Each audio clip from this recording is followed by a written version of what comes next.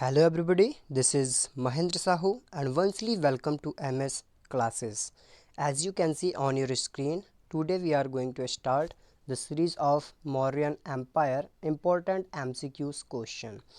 General knowledge की जो हमारी सीरीज चल रही थी उसमें आप सभी को पता है कि हम मॉर्निंग में 7 o'clock एक वीडियो अपलोड करते हैं जो कि फुल्ली बेस्ड होता है ऑब्जेक्टिव क्वेश्चन पे जो कि पहले एग्ज़ाम में पूछे गए हैं या फिर अपकमिंग एग्ज़ाम्स के लिए इम्पॉर्टेंट है और सारे सब्जेक्ट के क्वेश्चंस हम उसमें कवर करते हैं, ठीक है ना। जिसमें हम 20 क्वेश्चन डेली लेके चलते हैं। उसके अलावा एक और सीरीज़ हम यहाँ पे स्टार्ट कर रहे हैं जिसमें हम किसी एक टॉपिक पे पूछे जाने वाले इम्पॉर्टेंट क्वेश्चन कवर करने वाले हैं, है ना। और आज आप देख सकते हैं स्क्रीन पे हमने स्टार्ट किया है हिस्ट्री में मौर्यन एम्पायर से रिलेटेड कई सारे क्वेश्चन एग्ज़ाम में पूछे जाते हैं, चाहे वो आपके एसएससी एग्ज़ाम हो, रेलवे एग्ज़ाम हो, एमपी से रिलेटेड एग्ज़ाम हो, है ना।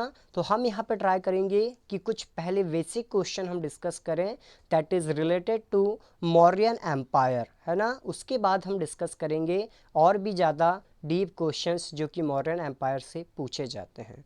ओके, सो आई होप आपको ये वीडियो ज़रूर पसंद आएगा। कृपया वीडियो को पूरा देखें ताकि आपके मौर्यन एम्पायर से रिलेटेड जितने भी क्वेश्चंस हैं वो सारे के सारे कवर हो सकें। ओके, सो चलिए स्टार्ट करते हैं क्वेश्चन मौर्यन एम्पायर से रिलेटेड। बट यदि अभी तक आपने हमारे चैनल को सब्सक्राइब नहीं किया है सो प्लीज़ पहले इसे सब्सक्राइब कर लें ताकि आने वाले सारे वीडियोस की नोटिफिकेशन आपको टाइम पे मिल सकें। ओके, और यदि वीडियो पसंद आए तो लाइक ज़रूर कीजिए या हमें कमेंट्स करके बताइए वीडियो से रिलेटेड कोई भी यदि आपकी सजेशन हो तो। ओके, सो चलिए स्टार्ट करते हैं। सबसे पहला क्वेश्चन आज हमने लिया है सिंपल क्वेश्चन जो कि चंद्रगुप्त मौर्य के एम्पायर के कुछ समय पहले का है, या बोल सकते हैं कि चंद्रगुप्त मौर्य के एम्पायर के पहले जब नंद वंश का शासन हुआ करता था उस समय का ये पहला क्वेश्चन है, उस समय से रिलेटेड ये पहला क्वेश्चन है। चलिए डिस्कस करते हैं first question. Who was the ruler of north India during the invasion of Alexander in India. ये पॉइंट आपको याद रखना है कि जब अलेक्जेंडर ने या सिकंदर द ग्रेट हम जिसको बोलते हैं, सिकंदर पूरी दुनिया में जिसका नाम चलता है, सिकंदर ने जब भारत में आक्रमण किया था, जब उसने अटैक किया था उस समय पर, हालांकि वो इंडिया के नॉर्थ वेस्ट पार्ट तक ही पहुंच पाया था, इंडिया इंडस रिवर को क्रॉस करके, यदि बात करें हम इंडस रिवर की तो वो इंडस रिवर को क्रॉस करके ईस्ट डायरेक्शन में नहीं आ पाया था, है ना। उसने क्या किया था, यदि ये बात करें हम यहाँ पे तो ये नॉर्थ ईस्ट जो पार्ट है आज के समय में पाकिस्तान अफगानिस्तान वाला क्षेत्र, सिर्फ उस तक ही उसने कब्जा किया था। वो इंडस रिवर को क्रॉस करके इंडिया में नहीं आया था। बट उस समय पे इंडिया में किस राजा का शासन था ये आपको बताना है ना। सो आंसर आप देख सकते हैं उस समय पे जो नंद वंश के रूलर थे, घनानंद धनानंद जिनको बोला जाता है, उनका रूल था, है ना। याद रखोगे नंद वंश के जो रूलर थे घनानंद, उनका शासन था इंडिया में उस समय पर, नॉर्थ पॉइंट में स्पेशली उनका शासन था। इसे आप लोग याद रखोगे क्योंकि एग्ज़ाम में पूछा जाता है, ये क्वेश्चन कई टाइम एग्ज़ाम में पूछा गया है। एक बात और, यहाँ पे हम जो भी क्वेश्चन लेके आ रहे हैं with full experience and analysis के साथ लेके आ रहे हैं, है ना। सो आप ध्यान से एक एक क्वेश्चन को समझिए। ओके, तो ये आंसर आपका कवर हुआ कि नॉर्थ इंडिया पे किसका शासन था, धनानंद का शासन था जो कि नंद वंश का रूलर था जब सिकंदर ने हमारे देश पे नॉर्थ वेस्टर्न पार्ट पे अटैक किया हुआ था। Okay, let's move to the next question. What was the ग्रामिका ड्यूरिंग द मौर्यन एम्पायर। आजकल सारी डिटेल्स ना पूछी जाके एम्पायर से रिलेटेड जो इम्पोर्टेंट टर्म्स होते हैं उनके बारे में पूछा जाता है। तो यहाँ पे आपको बताना है कि जो मौर्यन एम्पायर का शासन चलता था उस समय पे जो ग्रामिका वर्ड हुआ करता था इसका क्या मतलब होता था, है ना। सो याद रखना है आपको, जैसे आज सरपंच होते हैं या प्रधान जिनको बोलते हैं, या गांव के हेड जो होते हैं, मुखिया जो होते हैं, हेडमैन ऑफ द विलेज, वो हुआ करते थे उस समय पे ग्रामिका। आज जिनको हम सरपंच बोलते हैं, यदि उस समय ये लोग होते तो हम उनको ग्रामिका बोलते हैं, है ना। सो याद रखोगे the village headman. Third question is who was the commander of Alexander. इसको भी आपको बहुत ही ज़्यादा याद रखना है, क्योंकि जब इंडिया पे अटैक करने के लिए, या बोल सकते हैं इंडिया पे अटैक करने से पहले नॉर्थ वेस्टर्न पार्ट पे जब उन्होंने अटैक किया था, तो उसके बाद वो क्या हुए थे, अपने देश मैसेडोनिया या ग्रीस वापस चले गए थे। सो नॉर्थ ईस्टर्न पार्ट जो इंडिया का है वहाँ का राजा बना दिया गया था सेल्यूकस निकेटर का। आज का सेंट्रल एशिया वाला पार्ट, या बोल सकते हैं हम लोग पाकिस्तान अफगानिस्तान वाला जो क्षेत्र है, उनको उसको जीतने के बाद सिकंदर ने, है ना, अलेक्जेंडर की हम बात कर रहे हैं, तो सिकंदर ने किसको राजा बना दिया था वहाँ का, सेल्यूकस निकेटर को। तो शुरू में ये कौन थे, सेल्यूकस निकेटर कमांडर थे अलेक्जेंडर के, सिकंदर के, ये पॉइंट आपको याद रखना है ना। सो याद रखोगे, commander of Alexander Seleucus Nicator. Okay, let's move to the next question, who was the founder of Mauryan empire. Basic question है, ये तो सभी को पता ही होता है, नहीं है तो होना चाहिए, कि Chandragupta Maurya was the founder of Maurya empire and when 321 BC। Chandragupta Maurya जो थे वही थे फाउंडर किसके, गुप्ता एम्पायर के। क्या इन्होंने अकेले इसको फाउंड किया था, क्या इन्होंने अकेले इसको इस्टेब्लिश किया था, नो। चंद्रगुप्त मौर्य प्लस चाणक्य जो थे, इनके जो गुरु थे, है ना, जिसे कौटिल्य या जिन्हें कौटिल्य या विष्णुगुप्त भी बोला जाता था, उनके साथ मिलके इन्होंने 321 BC में क्या किया था, इस मौर्य एम्पायर को इस्टेब्लिश किया था। और किसको हटा के किसको ओवरथ्रो किया था उन्होंने, वही अभी हम जिस राजा घनानंद की बात कर रहे थे, नंद वंश का जो राजा था घनानंद, है ना, याद रखोगे, नंद वंश का जो राजा था घनानंद, उसे पराजित करके ही इन्होंने मौर्य वंश को इस्टेब्लिश किया था इंडिया में, है ना, याद रखोगे इस पॉइंट को। Let's move to the next question, towards the end of his life Chandragupta Maurya became the follower of which religion. अपने जीवन के अंतिम दिनों में चंद्रगुप्त मौर्य ने क्या किया था, एक धर्म को फॉलो किया था। आपको बताना है यहाँ पे कि उन्होंने अंतिम दिनों में किस धर्म को फॉलो किया था, है ना। सो आंसर आप देख सकते हैं, जैनिज़्म को इन्होंने फॉलो करना स्टार्ट कर दिया था। याद रखोगे, जैन धर्म को इन्होंने अपने जीवन के अंतिम दिनों में फॉलो करना स्टार्ट कर दिया था।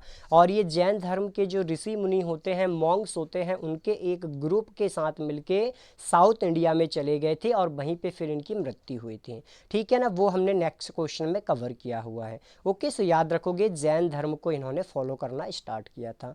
Let's move to the next question, where did Chandragupta Maurya spent the last day of his life.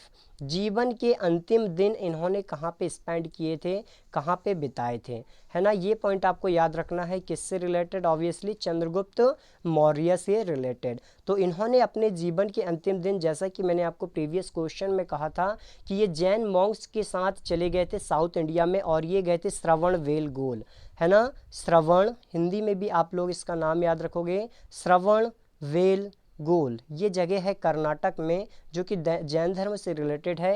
ये वहाँ पे चले गए थे और यहाँ पे इन्होंने अपने जीवन के अंतिम दिन बिताए थे, और फिर यहीं पे इनकी मृत्यु हो गई थी, है ना। सो याद रखोगे, लास्ट समय इन्होंने श्रवण वेलगोल कर्नाटक जो स्टेट है वहाँ पे स्पेंड किया था।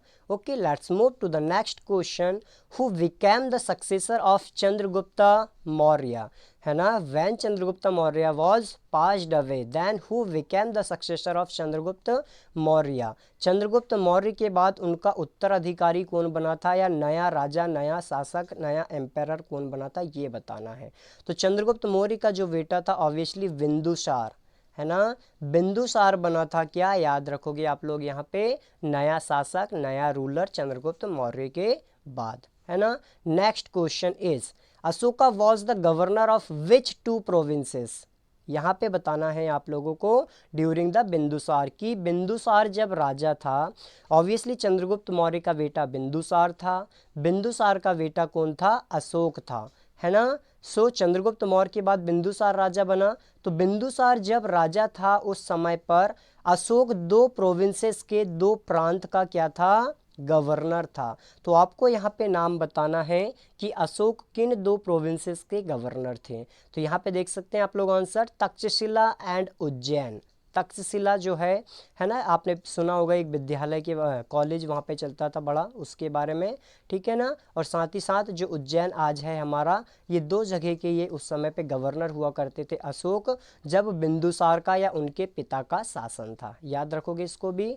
Next question is who is known as the greatest ruler of Mauryan empire. Mauryan empire में वैसे कई सारे रूलर्स हुए थे, जिसमें से 3 फेमस हमने स्टार्टिंग के पढ़ते हैं, चंद्रगुप्त मौर्य, बिंदुसार एंड अशोका, है ना। सो द ग्रेट अशोका भी इन्हें कहा जाता है। तो याद रखोगे अशोका को ही मौर्य एम्पायर में ग्रेट रूलर या महान शासक कहा जाता है। डायरेक्ट क्वेश्चन पूछा जाता है, याद रखना। और देव नाम प्रियदर्शी भी कहा जाता है, इनका जो नाम है कई बार कहा जाता है कि जो इनके नेक्स्ट वीडियो में हम डिस्कस करेंगे, वैसे इनके जो पिलर्स होते हैं उनमें इनका नाम मिलता है, क्या नाम मिलता है, तो याद रखोगे आप अशोक नाम ना मिलके देव प्रियदर्शी या देव प्रियदर्शी नाम से इन्हें वहाँ पे प्रोनाउंस किया जाता है, वहाँ पे इन्हें जाना जाता है किन्हें, अशोक को। तो यही थे मौर्य एम्पायर के ग्रेट रूलर, है ना। जेम्स प्रिंसेप के बारे में भी शायद आपने सुना होगा, जिन्होंने क्या किया था, अशोका के जो पिलर्स हैं उनकी जो लिपि है उनको फर्स्ट टाइम इन्होंने रीड किया था, पढ़ा था फर्स्ट टाइम। खैर वो हम नेक्स्ट वीडियो में डीपली डिस्कस करेंगे, बट अभी आपको याद रखना है कि ग्रेट रूलर कौन थे, अशोका थे। Let's move to the next question. In which year Ashoka crowned emperor. किस वर्ष अशोका को राजा बनाया गया था, या किस वर्ष अशोका राजा बने थे मौर्य एम्पायर के, ये नाम आपको याद रखना है ना। सो यू कैन सी है 268 बीसी में, 268 बीसी में ये क्या बने थे, मौर्य एम्पायर के राजा बने हुए थे, है ना। ये क्वेश्चन भी आपको याद रखना है। Let's move to the next question. In which year the battle of Kalinga was fought. यदि मौर्यन एम्पायर की हम बात करें तो मौर्य एम्पायर में ये एक इम्पॉर्टेंट क्वेश्चन होता है, क्योंकि लंबे समय से इसके बारे में कहीं ना कहीं एग्जाम में हमें क्वेश्चन देखने के लिए मिलता है। So you will remember 261 BC, 261 BC में जो बैटल ऑफ कलिंगा था वो लड़ा गया था। और कलिंगा की बात की जाए, कलिंगा हम बहुत देर से इसका डिस्कशन कर रहे हैं, तो आज के समय में बात की जाए तो ये किस स्टेट में आता है, तो आप लोग याद रखेंगे आज के समय में हमारा जो उड़ीसा स्टेट है, ठीक है ना, उड़ीसा जो स्टेट है ये थी लोकेशन उस समय की कलिंगा की, है ना। सो ये आपको याद रखना है, Orissa at the present time, है ना। तो ये स्टेट था, इस क्षेत्र पे अटैक किया था किसने, अशोका ने 261 बीसी में, और इसको जीता था। बाकी सारे क्षेत्र मौर्यन एम्पायर के कैप्चर में पहले ही से थे, मौर्यन एम्पायर के कंट्रोल में पहले से ही थे, सिर्फ जो कलिंगा वाला क्षेत्र है वो नहीं था, है ना। सो इसे अशोक ने जीता था 261 बीसी में। चलिए डिस्कस करते हैं next question. After the battle of Kalinga, जो कलिंगा का युद्ध लड़ा था, Ashoka became the follower of which religion. Kalinga का युद्ध लड़ा था अशोका ने, और अशोका जीता भी था, बट युद्ध में इतना ज़्यादा बोल सकते हैं हम उसे नुकसान हुआ था, इतने सारे लोग मरे थे, उनके सैनिक मरे हुए थे, जिसे देखकर अशोक क्या हुआ था, पूरी तरह से चेंज हो गया था, अशोक पूरी तरह से बदल गया था। और इसके बाद इसने कहा था कि बोले मैं अब कभी बैटल्स फाइट नहीं करूँगा, कभी युद्ध नहीं लड़ूंगा, है ना, युद्ध नहीं लड़ूंगा। और इसके बाद इन्होंने क्या किया था, बौद्ध धर्म को फॉलो करना स्टार्ट कर दिया था। तो याद रखोगे कि कलिंग के युद्ध के बाद अशोका किस धर्म के फॉलोवर बन गए थे, बौद्ध धर्म के फॉलोवर बन गए थे, इन्होंने बौद्ध धर्म को फॉलो करना स्टार्ट किया था। Okay, next question. What do you mean by dhamma. एक टर्म आता है अशोक का धम्म, और उससे पहले बौद्ध धर्म में भी बौद्ध धर्म का ये शब्द है धम्म, तो इसका क्या मतलब होता है फिर डिस्कस करेंगे हम अशोक के धम्म के ऊपर, है ना। तो धम्म आपको याद रखना है कि ये प्राकृत लैंग्वेज का वर्ड है। Dhamma is a Prakrit form of dharma which means religious loss, है ना, जिसका मतलब क्या होता है, धार्मिक नियम कानून जो होते हैं वो कह सकते हैं हम लोग। सो याद रखोगे धम्म इज अ प्राकृतिक फॉर्म ऑफ धर्म, जो हम हमारे हिंदू रिलीजन में धर्म बोलते हैं, उसको प्राकृत लैंग्वेज में क्या बोलते हैं, धम्म बोलते हैं, जिसका मतलब क्या होता है, धार्मिक नियम कानून जो होते हैं वो क्या कहलाते हैं, धम्म प्राकृत लैंग्वेज में, है ना, धार्मिक नियम, रिलीजियस लॉस आप याद रखेंगे। Let's move to the next question. Who was the last ruler of Mauryan empire. Most important question है ना, क्योंकि चंद्रगुप्त मौर्य, साथ ही बिंदुसार एंड अशोका, ऑब्वियसली इन तीनों के बारे में तो हर कोई जानता ही जानता है, बट लास्ट रूलर के बारे में नहीं जानते हैं, है ना, क्योंकि ये वीक रूलर थे, इतने पावरफुल नहीं थे, तो इनके बारे में ज़्यादा डिटेल्स हमें नहीं मिलती है। सो याद रखोगे Brihadratha was the last ruler of Mauryan empire. Maurya empire का लास्ट रूलर कौन था? सो बृहद्रथ जो था वो मौर्य एम्पायर का लास्ट रूलर था। आपको यहाँ पे नाम यहाँ पे याद रखना है। Okay, next, Brihadratha was killed by the commander in chief who was that, है ना। अभी हमने डिस्कस किया कि जो बृहद्रथ था वो कौन था? लास्ट रूलर था मौर्यन एम्पायर का। बट जैसे कि हमने डिस्कस किया कि ये कैसे रूलर हुआ करते थे? वीक रूलर हुआ करते थे, कमज़ोर शासक हुआ करते थे, ठीक है ना, युद्ध वगैरह में ज़्यादा निपुण नहीं हुआ करते थे।